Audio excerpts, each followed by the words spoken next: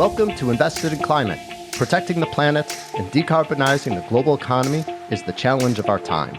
Never before have so many people rallied around a common cause. We all have a role to play, and the opportunity we face is unprecedented.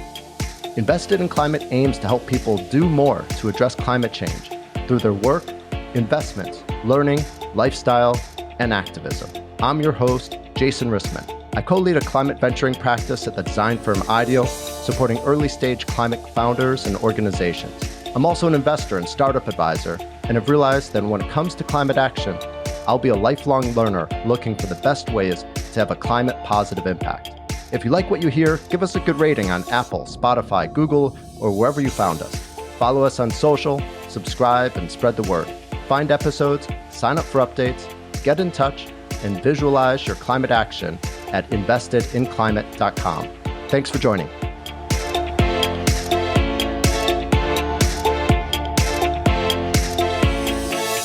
We evolved in circular systems and have hoodwinked ourselves into creating linear systems and living in linear systems, which is inherently limiting. I mean, I think to people who sort of see circular as sort of crazy leftists and are very polarized data, I'm like, you're not maximizing your value. As to your point, Jason, in a circular economy, you wouldn't be destroying $100 to $500 billion worth of value from material. And at Cotopaxi, we've seen that. One of the reasons we hit profitability and growth was that our margins were great because our cost of technical fabrics, because we weren't buying or having to produce or manufacture these, quite frankly, like carbon intensive technical fabrics to make our backpacks, it was a massive cost savings in addition to energy savings. Hey folks, I'm not going to sugarcoat this. Fast fashion stinks. It creates a truly unfathomable amount of wasted materials, water, labor, money, and carbon emissions. So it provides the perfect context for discussing today's prevailing paradigm for eradicating waste, not just in fashion, but in all sectors. The idea is a bold one, that we can transform our economy from an extractive, wasteful, linear system of using and discarding stuff to a circular economy that keeps products, components, and materials in circulation for future use. It's an idea that's gained tremendous attention and enthusiasm across the business community in recent years, though it still remains quite difficult to achieve. For this discussion, we're joined by two people working hard to make the apparel industry circular. Agle, Senior Director of Impact and Sustainability at Cotopaxi, and Peter Whitcomb, President of TERSUS Solutions. Annie and Peter are true leaders in this field with clear visions of what a circular future could look like and the hard-earned knowledge of the challenges we face. I hope you enjoy this conversation, and if nothing else, think more about throwing out clothes in the future. Here we go. Annie and Peter, welcome to Invested in Climate. So great to have you both here today. Thanks so much for having me. Yeah, honored to be here. Thanks, Jason. Where are you both calling in from today? Park City, Utah. And I'm in Denver, Colorado. Fantastic. Both beautiful places. I imagine the weather's starting to change and both great for outdoors wear, which is something that we're going to talk a bit about today. Exactly. We have so much to talk about. I'm excited to dive in. And let's start by getting grounded in the problem. I think the problem is fast fashion. The amount of apparel we create today, the resulting carbon emissions, and the amount of waste that occurs. Currently, 100 billion garments are produced each year. Consumers are keeping their clothes for roughly half the amount of time they did 15 years ago. And so every second, a truckload size of clothes goes to the landfill. Less than 1% of clothes are recycled. And this is an enormous amount of waste. In monetary terms, over $200 billion worth of clothes are wasted each year. And in climate terms, somewhere between 2 and 8% of global emissions come from fashion. And we're currently on track to see roughly a quarter of our carbon budget taken up by apparel in 2050. And that's our carbon budget, assuming a 2-degree temperature rise scenario. The problem is clear. We clearly need to transform fashion. And this need provides a perfect opportunity to talk about moving to a circular economy. Annie, I'd love to turn to you to help us understand what the term circular economy means and why it's a helpful framework for thinking about the change we need in fashion. Sure, absolutely. I think we at Cotopaxi really use the work of the mighty Ellen MacArthur Foundation, who's done some pioneer thinking in the circular economy, as I'm sure many of your listeners are aware, and especially applied to apparel. Apparel is extremely wasteful, as you mentioned, at every point in its life cycle. And we have a need to reconsider both inputs and outputs, meaning how can we decrease waste while also thinking about the materials we use and select? And how do we decrease the intense of impacts on environment in every life cycle phase? So by keeping things more circular, it means moving from a linear system, which is what we currently have, which is where we mostly use cotton and polyester. Over 75% of garments are cotton polyester mixes, which means half of the fibers are petrochemical oil-based fibers, and half are typically conventional cotton based, which is very water intensive input to have in clothing. And then in tier two in your clothing is actually where we have the most impacts, which is in the dyeing and fabric production phase. And so anything that has to be screen printed, anything that has to be dyed and then woven, that's an extremely water and carbon intensive phase of the clothing life cycle. And then from there, it's cut and sewed. And then from there, it goes to a brand. And then from there, it goes to a user. And the user actually has a very big influence on a garment's overall life cycle, in that there's a lot of energy and water waste associated with how and how frequently you wash items. And then, as you mentioned, currently, there's no way to recycle any textile. So the vast majority of it ends up as landfill waste, and not even landfill waste in developed countries who are producing this demand and this linear model that's really not serving anyone.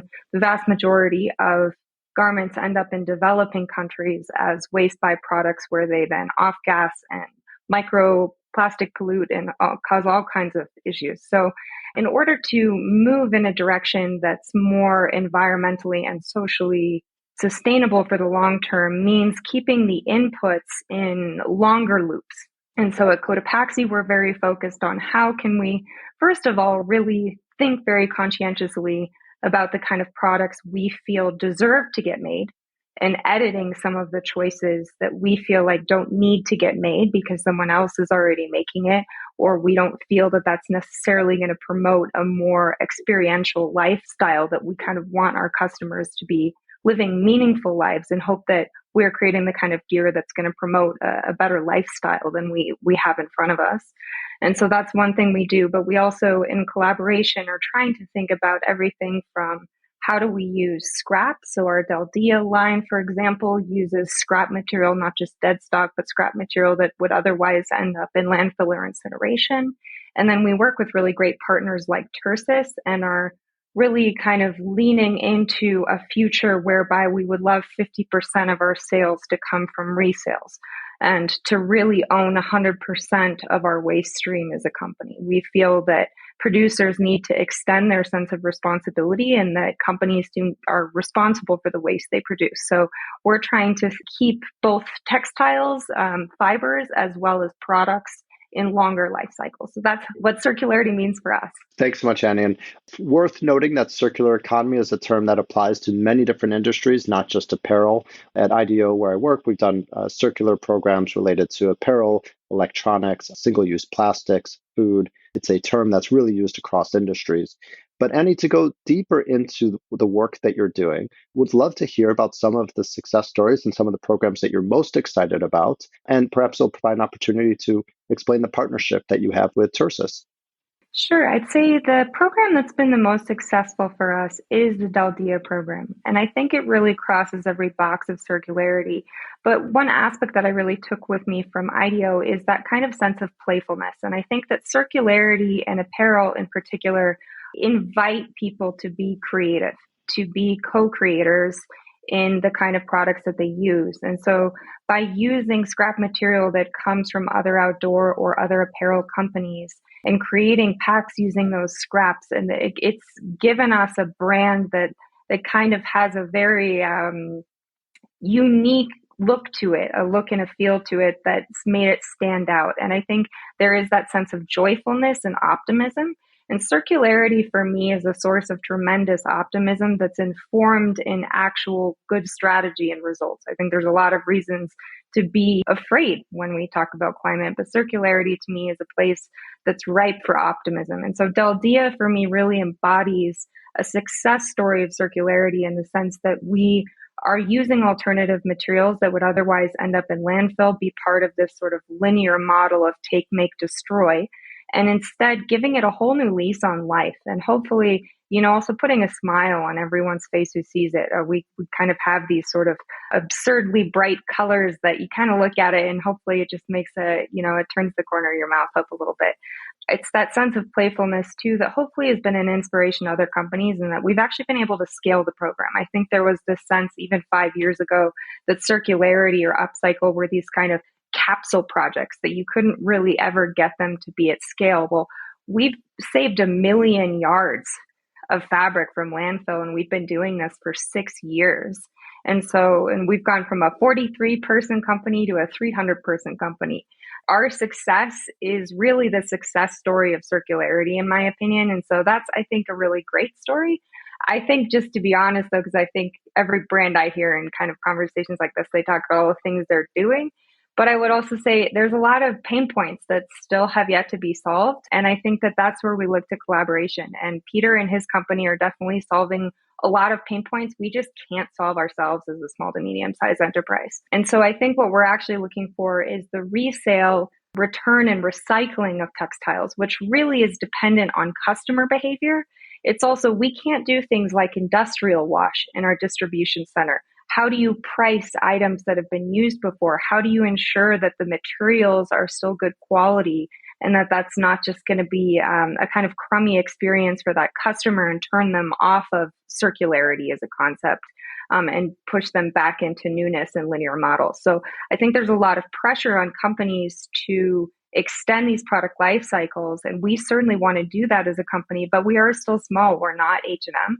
And that's where you have to be collaborative. And I think in general, just being in sustainability, it's really easy to think you're responsible for the big picture outcome instead of being like, I can only really be responsible for my 1 square pixel wide part of the planet. And I think brands need to think humbly about what they should take ownership over and then where they should actually reach out and be collaborative, have a sense of curiosity and humility, and find the different pieces of the puzzle to go make these things work.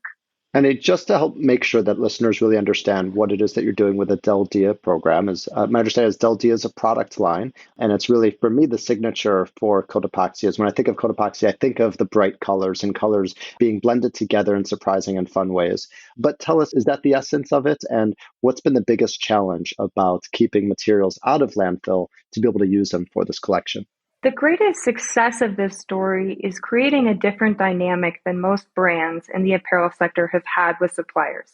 Typically, there's frankly been a quite extractive, predatory approach between brands and suppliers. It's about extracting as much natural and social capital in the form of, very high intensity materials and cheap labor. And so I think Del Dia is really a result of working very collaboratively with a supplier who identified to us that they were sitting on a bunch of scrap material that they were lighting on fire. That's what they had to do. And so when you actually go to suppliers and instead of telling them what to do around sustainability, say, hey, what sustainability problems and opportunities do you have?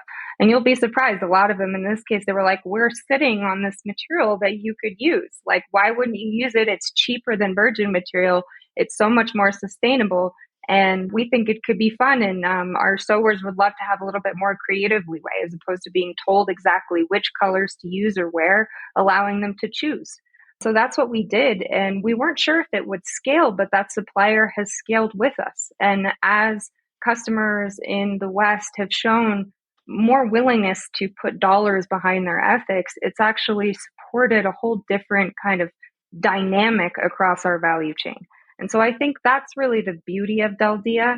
And I think the challenge going forward is, for us, that's the upstream bit of where our materials are coming, how we're making our products, and what we have yet to figure out and need help with. And frankly, part of the issue is America is just very bad at this. We don't have coordinated waste management like Germany does.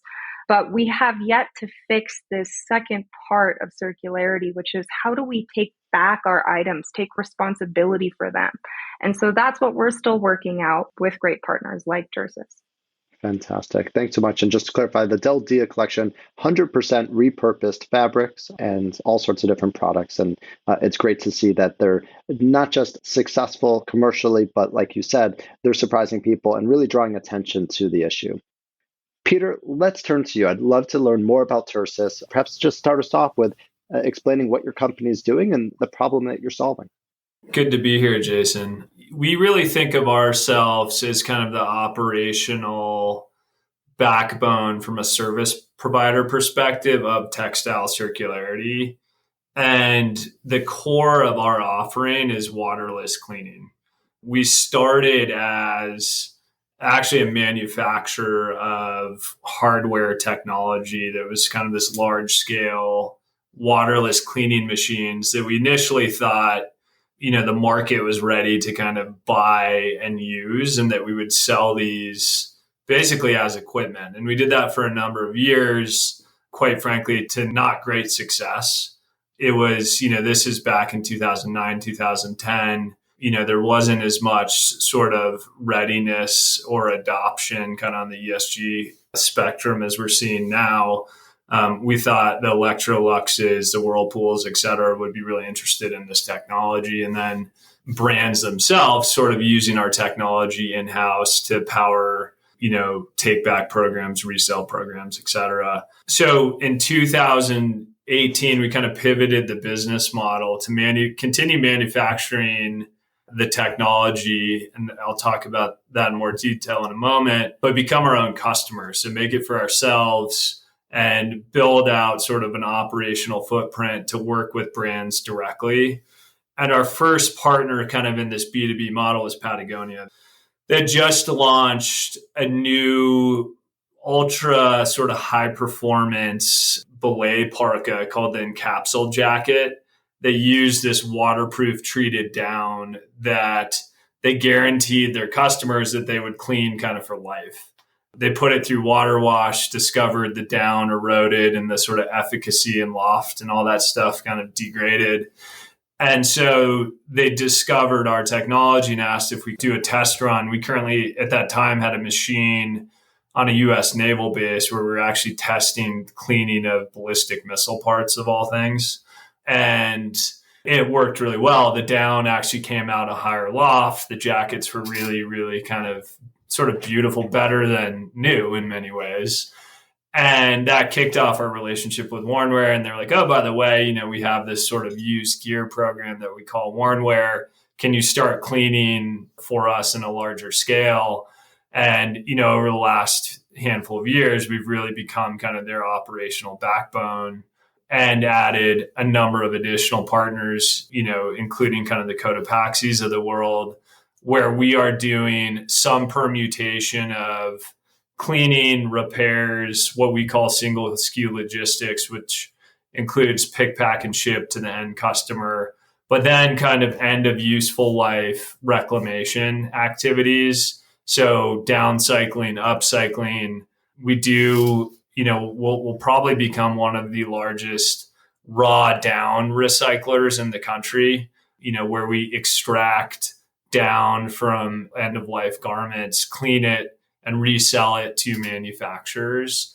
So kind of in the spirit of the circularity definition that Andy put out there, we're certainly playing in the world where we want to enable brands and retailers to get the most use out of the stuff they make. Best thing a consumer can buy from an impact perspective is nothing. The second best thing is something that's used. And we're kind of pointed at a future where whether you're a Cotopaxi or a Patagonia, we work with Eileen Fisher, we work with REI, we work with the North Face, most brands who are kind of earnestly in the space. We're starting to hear them, it's so good to hear Annie talk about a future where 50% of their sales are secondhand. We think we can play a pretty meaningful role as a service provider in a new sort of operational realm for a lot of these brands. Thanks, Peter. Intensive cleaning sounds like it could be really resource intensive. You said that you're doing it in a water-free way. So interested in how you're able to do that. But also, what about the energy impact? And so I'm curious about the overall environmental impact of TERSUS's process. We have developed a totally closed loop process to clean textiles of all sorts. So I've kind of mentioned the brands we work with. We also clean firefighter gear and PPE. So there's a lot of different applications, but there's sort of a few key areas of what I'd call sort of impact offset. First and foremost is water. The primary input to our process is CO2, and we buy gaseous CO2 from gas providers who are kind of harvesting it from ethanol production. So this is beverage grade CO2 that you'll find in kind of soda or beer, but it's effectively an unlimited resource. You're actually reading some headlines about how as ethanol production's going down, it's becoming a bit more scarce, but it's a waste gas and it is kind of our primary input. We use that in kind of the process by piping it into our machines, pressurizing the machines at pressure. CO2 turns to liquid, and we run 2 bath cycles, very much like you would a front loading washer at home. The pressure is up to 900 PSI. Your bike tire, you run at 100 PSI, so incredibly high pressure. The viscosity of the liquid CO2 is really high. So it actually moves through the monomer of the textile and removes dirt, body oils, any sort of biohazard issues. And, the garments go in dry and they come out dry in about 40 minutes. And so from an energy usage perspective, we're using, depending on what's in a load, anywhere from 1/2 to 1/10 the energy of running a conventional washing machine and dryer at home, and a much grander scale.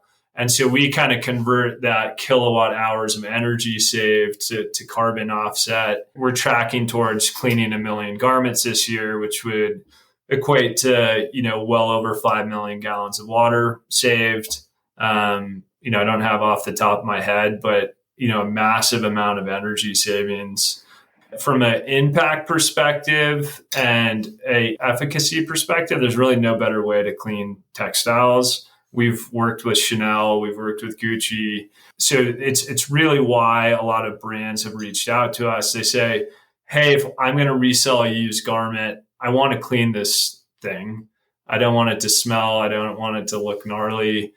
But if we're going to clean 400,000 units in a year, we don't want to use a bunch of water. And we're, Andy and I are in the Intermountain West, where the Colorado River, the watershed's drying up. I think water is actually going to become one of the most pressing environmental challenges, like near term, that we face in our generation, quite frankly. And so, as you think about us scaling and circularity growing in the textile space, water usage is a big variable. So all positive kind of across the board there. Really impressive. I want to talk now about consumers because, of course, resale is only possible if people actually want to buy secondhand goods. And I'll be honest, I was really surprised to see some of the research and to see how quickly interest in secondhand goods has been growing. Some estimates show that it's actually been over 20 times the rate of the growth rate of apparel overall for a 5-year period. And this is, hundreds of millions of billions of dollars. This is now reaching to be a really significant part of apparel.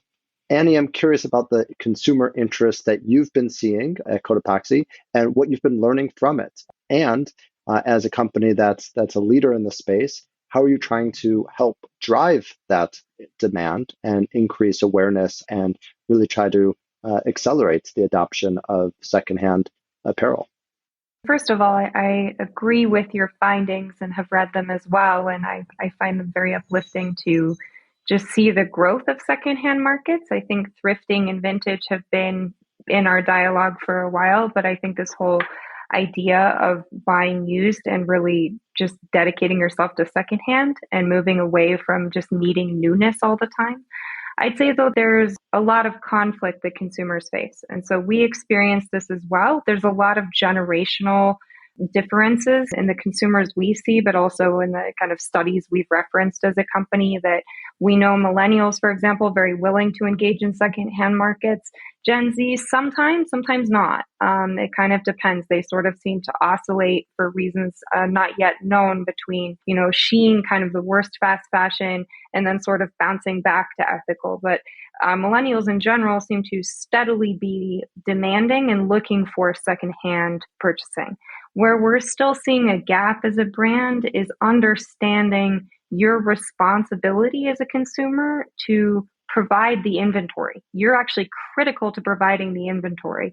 In order to move away from the need for virgin inputs as a company, we require our customers sending gear back. And we know, for example, that has to be a really simple process for consumers, that any degree of complexity, it can't really be more complicated than sort of exchanging a library book. You need to be able to go in, get your garment in, and there needs to be enough of a payback in terms of monetary or ethical value in some way, some sort of a plaudit that you give them to incentivize that sending back and turning in of those used apparel items. So I think that there's still some gaps that need to be overcome in marketing, but I think that that's where we at Cotopaxi feel that we have a really good role to play, just because we do see higher than average participation in secondhand markets and buyback programs in the outdoor industry. I think Peter obviously mentioned worn wear. I think Patagonia really has been the torchbearer in this. We feel like they're kind of the benchmark. We want to be the bridge, I'd say. We think that we have an ethical audience, but a broader base than, say, the rest of the outdoor industry, but a slightly more educated customer base than, say, the wider apparel or fashion sector. So I think that that's the role we want to play, and we certainly are spending a lot of time helping our customers understand the role they play in stewardship, because there's a huge bet that we're taking as a company that our customers are actually going to participate in this. And we know they'll buy used, but whether or not they send in their old garments, that's where we still really need to see that consistency. During my time at REI, where I kind of had an opportunity to build out their resale, rental, repair businesses, I would echo kind of a lot of what Annie said, and the buyer is there, and the buyer is kind of who you think it is. It's disproportionately millennial.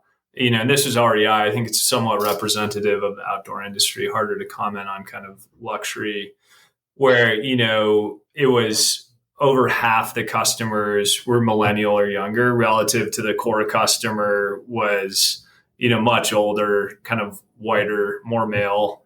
And they were way more engaged with the brand. And so we'd often find a buyer of used gear would become a seller, and it created this flywheel effect where there's a whole new relationship with the brand, because that proposition of saying, hey, don't come to our brand to buy something, come to us and we're actually going to buy something from you, is such a new language for a lot of these brands to speak. And I think they're just starting to unlock this. Cotopaxi is obviously a leader here, but there's a lot of work to be done, and Annie commented on this within brands. I mean, you're seeing the marketplaces, the Real Reels and the ThreadUps have really kind of proven the scale here. And now brands have to kind of step in and say, we're committed to this, breaking some of our paradigms of saying, come buy, keep buying from us. Can they really disrupt their business models and commit to that? Thanks, Peter. Thanks, Annie. Peter, your company is also, of course, making a big bet on consumer interest in resold products. And so I'm sure you have a perspective on what the future holds. Do you have a sense of how big resale can get and what portion of the market will eventually become secondhand products? Yeah, I mean, I have operated kind of in multiple seats in this world now at REI, then at Trove, and now here. And because I've seen the buyer, I'm pretty convicted that the opportunity's there. I would say, having spent years working with brands, I think it's moving a bit slower than we'd all like from a total kind of addressable, or I should say potential market size. Even the Patagonias, North Faces of the world, it's still a very, very small percent of their overall business. It's not even a percent, right? And so, I think we all aspire to that 50%, even at 10% would be incredible. And I think it's going to take kind of a new generation of leadership to really, and new brand like Cotopaxi, I think really kind of comes to the table with a whole new lens of how they think about running their business, quite frankly. Even relative to a lot of other brands in the space, it's going to take this wholesale kind of from the CEO down commitment to do that. What we've done really well at TERSUS is kind of, historically the model has been break even or margin negative. And at the end of the day, like business nirvana, I think for anybody in the space is you can kind of keep growing sales and mitigate your impact on the environment. And to do that, you still need to be profitable. And, at TERSUS, we've found a way to sort of break up, we've become a really good operator, and we work with software providers. And relative to kind of what I'd call the first chapter of service providers in this world, we've cut out 25-30% of the cost. So now brands like the North Face who we're working with can say, hey, we're on a path to really clear profitability in this business and finally start to invest in it in a profound way. Thanks, Peter. Beyond re-commerce, there are several other circular opportunities and business models, things like sharing and swapping, subscription, clothing rental models, and of course, designing clothes from the beginning to incorporate materials that are intended to be reused. And there's a lot of examples to draw inspiration from. Peter, you mentioned ThredUp, a now publicly traded company. It's an online marketplace for used clothes. It's sold over 125 million pieces. And companies like Mud that makes, rents, and recycles organic cotton jeans. So I'm curious, are either of you thinking about other types of circular business models? We want to do everything that we can do. And we see our role in the marketplace and wider, like capitalism, big C capitalism. We want to be the example to say this stuff works. Like you can absolutely be the first legally incorporated benefit corporation to receive top 500 venture capital funding and still be around 6 years later and be profitable. Like we just want to get this right. Our appetite for being as creative and as ambitious, and I'd say my license within Cotopaxi is amazing. I don't have red tape. My job is to go innovate around sustainability issues for social or environmental stuff. And I'd say we generally don't try to invent the wheel. We assume the wheel has already been invented.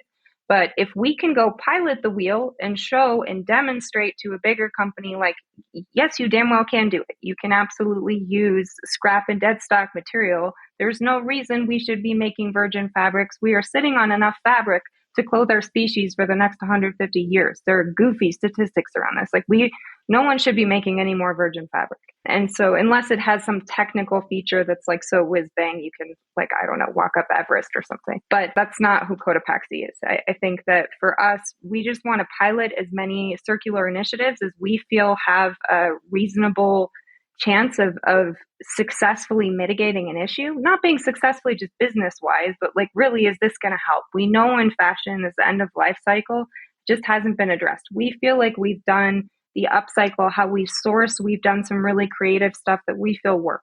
The next thing that we really want to tackle is this stuff that Peter, TERSUS, Trove, everyone's been working on. But I think we can take it to a different level at Cotopaxi and kind of like Peter is saying, making it part of a business model. Like, what is a brand actually doing? Like, you're not growing your cotton. Like, where is your real value add? And it's only a matter of time between a customer can just go commission something directly from a supplier. Like, I don't understand why more suppliers aren't going D2C. And I think there's this elephant in the room in the kind of Western brand space about like what kind of value you're actually adding. And at Cotopaxi, we see, well, we can be a service provider. If people are looking to facilitate a certain kind of lifestyle that requires certain kinds of gear, that we can go be that provisioner, but also do so in a way that's redistributing wealth in a way that is not happening at a nation state level, that's happening on a more global level as opposed to a sort of bounded way. And so I think our appetite for being wildly creative and joyful about circularity is sky's the limit for us. We want to try it all. So we'll try it. And if we fail 50% of the time, that's okay. That's okay. That's kind of our role. Yeah, I mean, I would, just from a service provider perspective, we've probably evolved I talked about the one big pivot we made in our business. I joined a year ago. In the year I've been here, we've probably done 6-7 micro pivots around. No one's really figured this out, right? And it's kind of back to that. It's still less than 1%. And we love to work with, we've done a number of pilots with Cotopaxi. We've done rework projects with Cotopaxi. They come to us with a problem that maybe they can't solve in-house. And we almost always say yes if it falls under that banner of textile circularity, and we're constantly testing and learning. We're really excited about our technology sort of applying to this space because it keeps product, either virgin and raw materials or existing manufactured materials, in use. But, the bigger point is no one's really figured it out.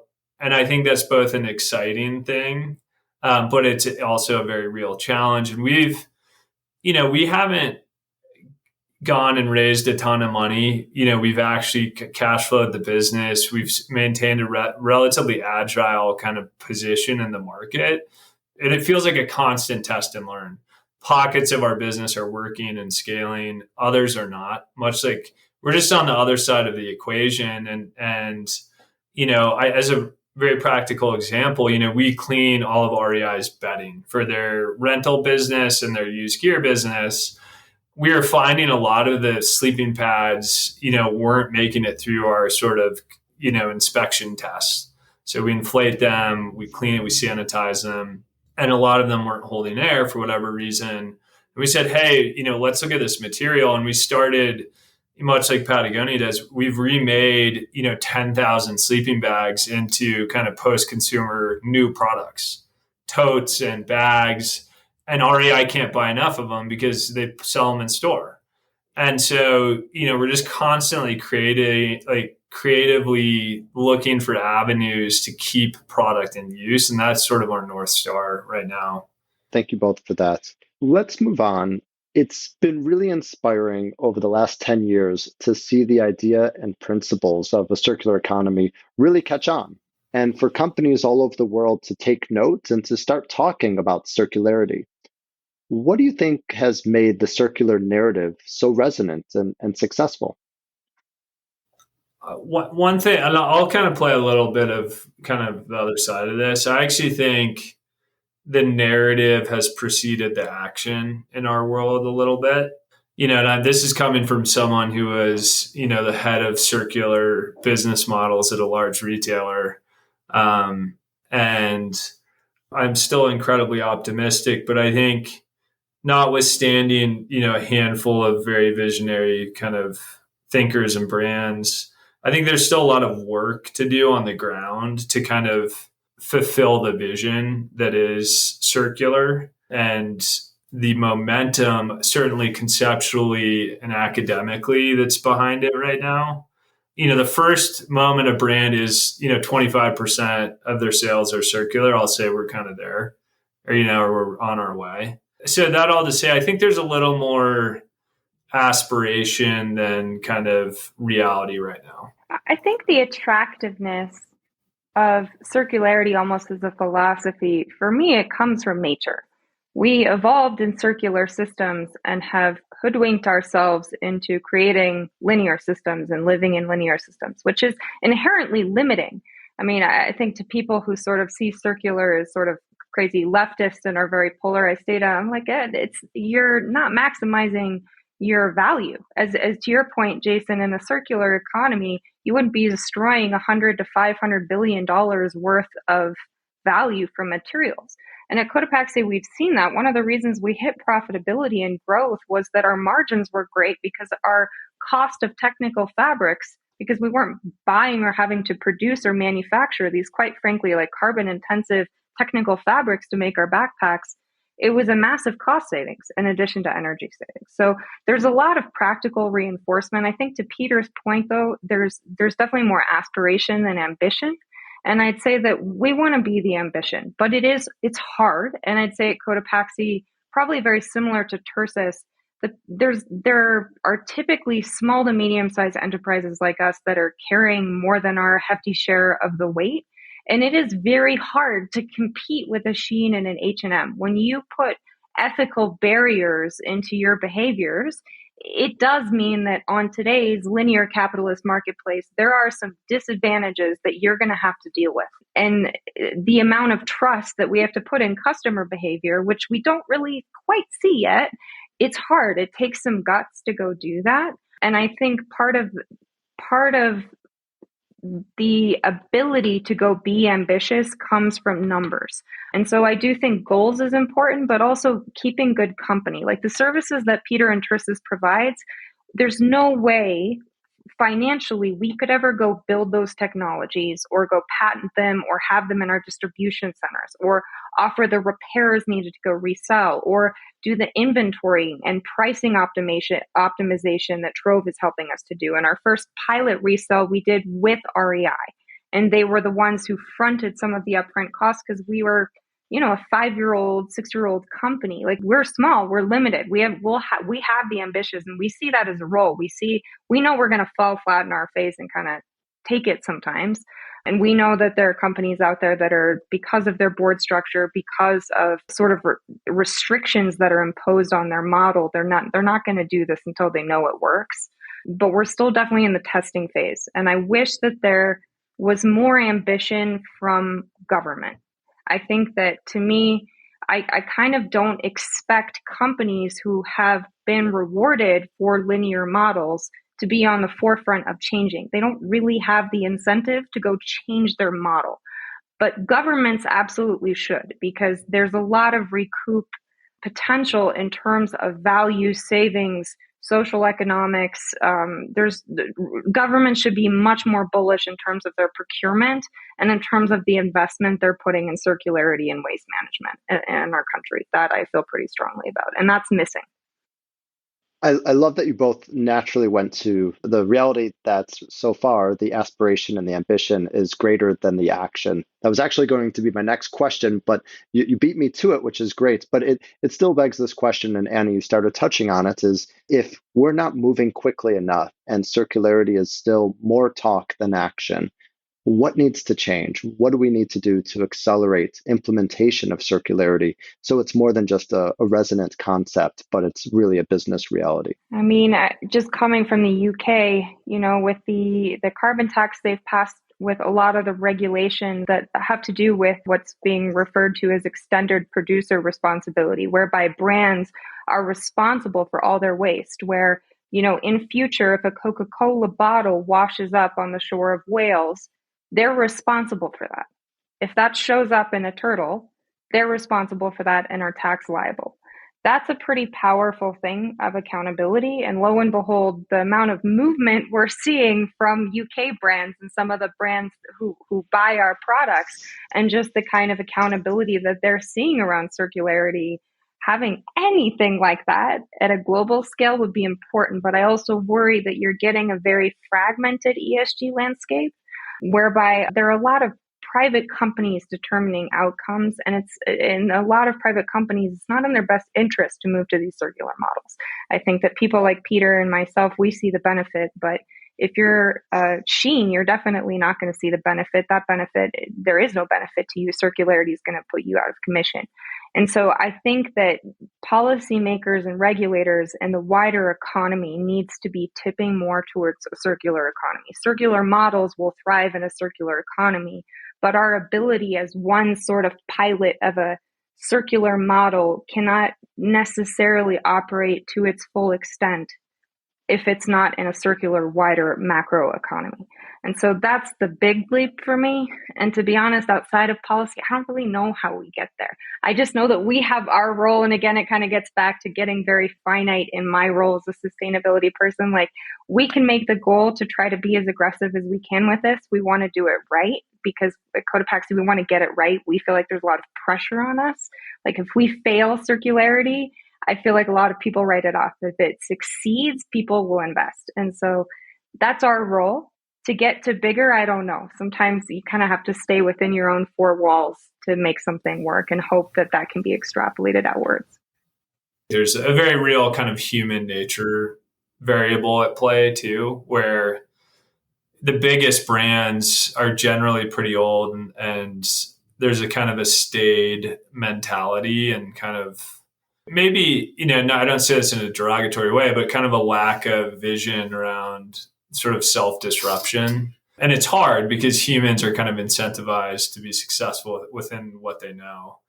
But I think from a service provider perspective, our goal as we see it, to kind of hit on Annie's point, is we need to make this really profitable and make sure this is a no-brainer for the brands we work with. And I think 2AT, every brand we work with, sees us as a profit center. And that's you are probably standalone kind of in the market right now, and hopefully that changes.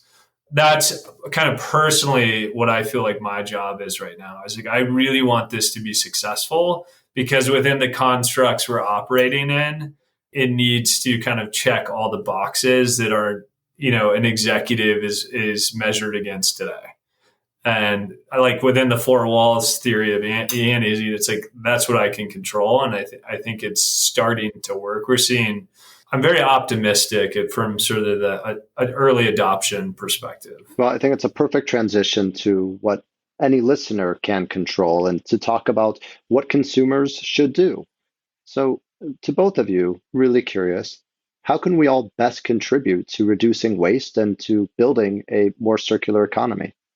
I live and breathe in used product. I'm touching it all day. There's no reason not to buy secondhand. And that's kind of the no-duh thing. And it kind of gets back to just sort of self-examination and the impact you have. It's pretty hard to say to the millennial that's like addicted to Shein. But there is, I think, individually an awareness around these things being available and more brands kind of participating. And I think that's one is a sort of self-education. I think the other is like, for me personally, spending time in nature. And, I spend all of my free time outside and kind of reconnect with space and earth and natural resources. And that is always a very, very grounding exercise for not just how you consume, but how you kind of live within your community and the earth. And I'd encourage anybody who's not getting outside to do that more often. I think to reiterate that, I think for consumers, first of all, to examine their relationship with consumption. Americans in general throw away 68 pounds of clothing a year, which is an insane statistic. That's just nuts. It's like a kid's weight worth of fabric, And so, and most Americans, I think, buy 3 to 5 high carbon intensive, completely unnecessary items that they will forget they own in 3 to 6 months.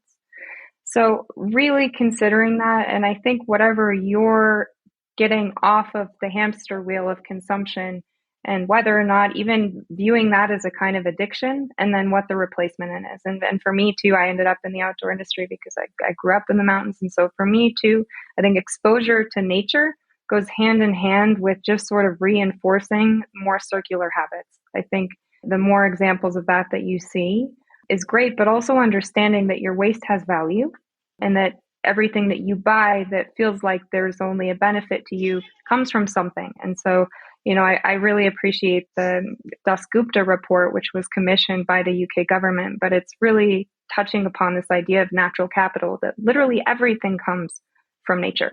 Every item you're looking at, every piece of clothing, every plane you get on has inputs that come from nature. And the more we use of that and the weaker our stewardship is of that, the less there is of it. These regenerative systems become less regenerative and more finite. And so I think understanding that bigger picture and perspective is important. And I think more practically, buying used, buy less, and then understand that once you're done with something, try to resell it, try to reintroduce it back into this model as a service and continue your sense of stewardship with that item. And understand that you have a responsibility, not just what you buy and how you buy, but also how you discard and how you recycle. Annie, Peter, thank you both so much for your time today. Really inspiring to hear about the work that both of you are doing and your companies, and really, I think, a really provocative conversation about the role that we should all be playing. So thank you. Thanks, Jason. Thank you, Jason. Thanks for joining us for this episode of Invested in Climate. Please remember to rate us on Apple, Spotify, or Google. Find show notes, sign up for updates, get in touch, and visualize your climate action at investedinclimate.com. This podcast is for informational and entertainment purposes only and does not constitute financial, accounting, or legal advice. Thanks again.